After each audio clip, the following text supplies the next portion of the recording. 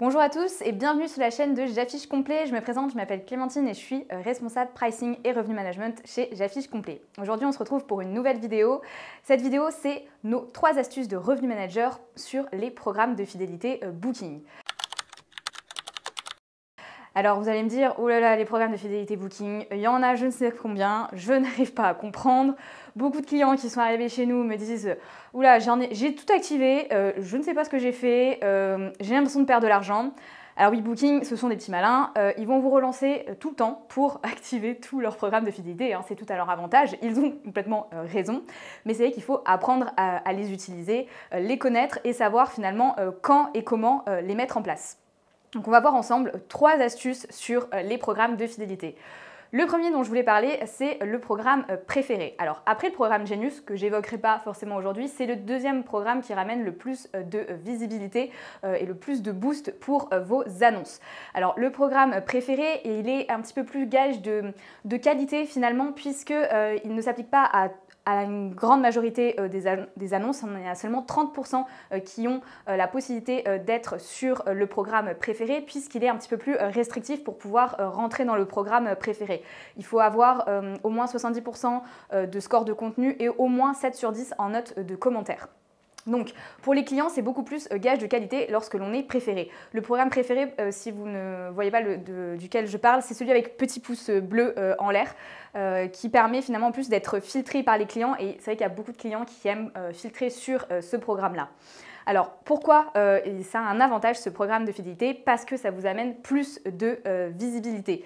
Plus de visibilité du fait d'être plus gage de qualité et aussi parce que vous avez plus de 20% de réservation. C'est ce qu'annonce Booking lorsque vous passez sur le programme préféré. Quelle est la contrepartie? Bien évidemment, c'est une hausse de la commission que vous accordez à Booking de 2%. Vous passez de 15 à 17%. Mais la chose à savoir, c'est que si vous êtes déjà commissionné à 17% par Booking, c'est le cas souvent des grandes villes, hein, Paris, l'Île-de-France, Toulouse, Strasbourg, Nantes, et il y en a encore un certain nombre, hein, eh bien, vous n'avez pas de hausse de surcommission, vous restez à 17%. Donc clairement, l'astuce est là. Si vous êtes déjà commissionné à 17% avec Booking et que vous êtes éligible au programme préféré, on ne peut que vous conseiller de le mettre. Vous gagnez en visibilité, vous gagnez en réservation, gratuitement finalement. Et si vous ne l'êtes pas, eh bien, mettez tout en œuvre pour finalement être éligible au programme préféré. Donc en ayant un meilleur score de contenu, ça c'est pas très compliqué, il suffit juste d'aller regarder dans tous les paramètres Booking et que votre score de contenu finalement mette en place ce qu'il faut pour améliorer le score de contenu, hein. Ça passe par les équipements, par les photos, par ce que vous proposez, mais c'est normalement pas très compliqué d'augmenter son score de contenu et d'avoir une meilleure note de commentaires. Donc ça, il va falloir finalement inciter vos clients à mettre des commentaires, et si vous avez des commentaires négatifs, à faire en sorte que, de mettre des choses en place pour que ces commentaires ne soient plus négatifs. Autre point sur les programmes de fidélité qu'il faut savoir, c'est l'utilisation des blackout dates. Alors qu'est-ce que c'est les blackout dates? C'est des périodes d'indisponibilité du programme. Alors qu'est-ce que nous, en tant que revenu manager, on reproche souvent au programme Booking? C'est que quand on les active, ils sont sur toute l'année. Et c'est vrai que ça, en tant que revenu manager, quand on met une promotion, parce que d'une certaine manière, les programmes, ce sont des formes de promotion, on n'aime pas que ces promotions soient mises sur toute l'année entière. On aime bien pouvoir piloter finalement les promotions, que ce soit, quand on met une promotion, c'est pas pour n'importe quelle raison. C'est parce qu'on est sur une période creuse, c'est parce qu'on a subi une annulation, c'est parce que on est en retard par rapport à l'année dernière, parce que le marché n'est pas très dynamique, mais pas forcément sur toute l'année. On veut préserver finalement nos périodes hautes, nos périodes événementielles. Et les problèmes des programmes fidélité de Booking, c'est qu'ils sont sur toute l'année. Mais a contrario, la force de frappe des programmes Booking sont tellement importantes qu'on ne peut pas non plus s'en priver. On est, en tant que loueur saisonnier, hein, on est un appartement au milieu du méandre de toutes les réservations, enfin toutes les locations finalement de Booking, au milieu de tout l'hôtellerie. Et donc si on ne met pas en place ces programmes de fidélité, eh bien, on se retrouve souvent perdu dans toutes ces méandres de Booking. Et donc, Pour vous permettre finalement d'éviter d'être ouvert toute l'année sur ces programmes de fidélité, il y a ces fameuses blackout dates.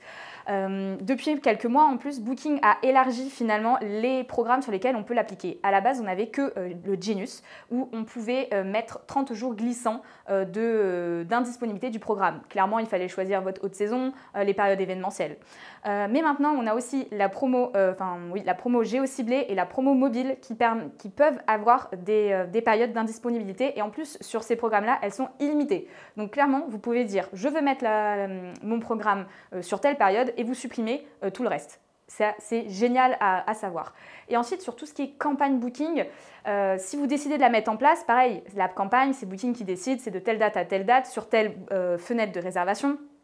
Mais vous pouvez finalement désélectionner les dates où vous ne voulez pas que cette campagne s'applique parce qu'il y a un événement, parce que c'est un week-end particulier, etc. Donc ça, c'est super à savoir et à le mettre en place. C'est vraiment quelque chose que vous conseillez de faire.